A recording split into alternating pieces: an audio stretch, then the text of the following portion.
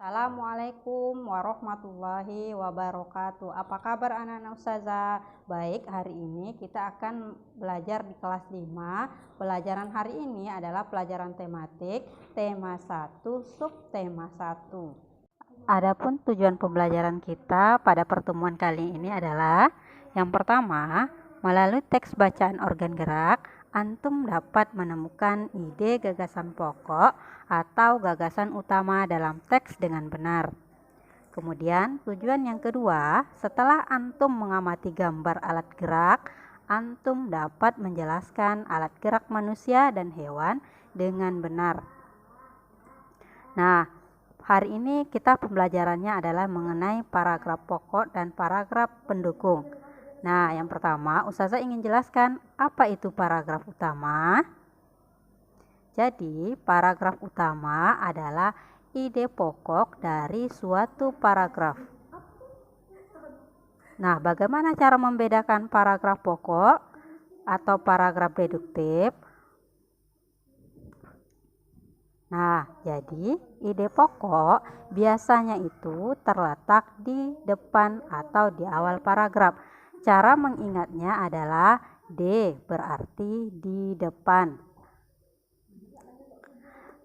Sedangkan paragraf induktif adalah ide pokok yang biasanya berada di akhir paragraf. Nah, sekarang coba antum simak teks bacaan berikut. Salah satu ciri dari makhluk hidup adalah bergerak. Secara umum, gerak dapat diartikan berpindah tempat atau perubahan posisi sebagian atau seluruh bagian dari tubuh. Makhluk hidup akan bergerak apabila ada rangsangan yang mengenai sebagian atau seluruh bagian tubuhnya. Nah, dari teks di atas, manakah ide pokok dari bacaan tadi?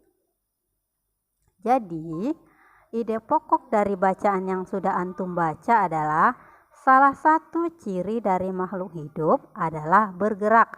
Itu merupakan ide pokok atau kalimat yang letaknya di awal paragraf.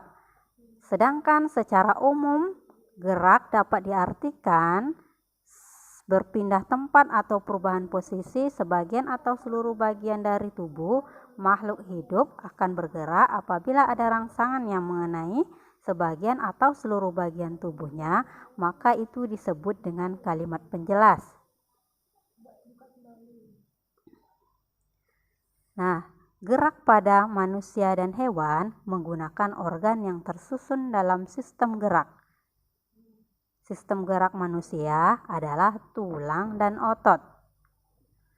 Tulang disebut sebagai alat gerak pasif. Kenapa disebut alat gerak pasif? Karena tidak bisa bergerak secara sendiri. Sedangkan otot disebut sebagai alat gerak aktif karena yang menggerakkan adalah tulang. Baik anak-anak ustazah, sekian penjelasan ustazah untuk hari ini. Terima kasih. Assalamualaikum warahmatullahi wabarakatuh.